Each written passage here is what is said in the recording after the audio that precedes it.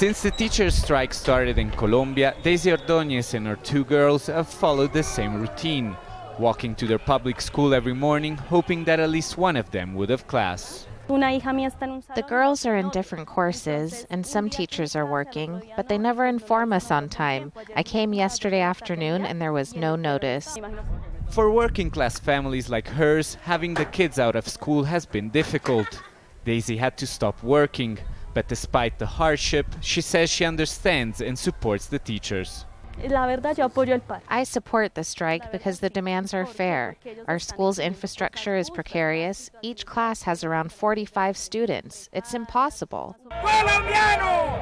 For 15 days, teachers across the country have been protesting for what they describe as unfair working conditions, low pay, inferior healthcare plans, and stringent evaluations.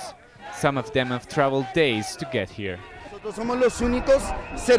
just asking for our conditions to be leveled to those of other public employees, and we're fighting to preserve and improve public education.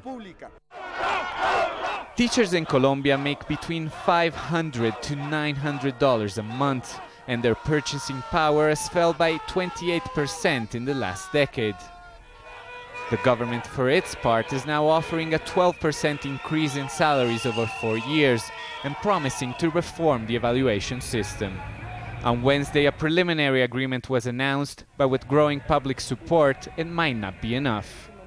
Former Vice Minister of Education Isabel Segovia says the government is paying for their past mistakes. During the last presidential election, they promised big changes to guarantee the vote of public teachers, an important voting bloc, but then didn't deliver. What they're doing right now is they're cashing their promise. They're saying, this was your promise, now give it back to me because I supported you and, I gave you more than 3,000 votes and 300,000 votes, and now you have to give me back what you promised. With a preliminary agreement in place, students could be back in class in coming days, but teachers here insist that unless the government finally satisfies their demands, even if this strike ends, they could take back to the streets. Alessandro Rampietti, Al Jazeera, Bogota.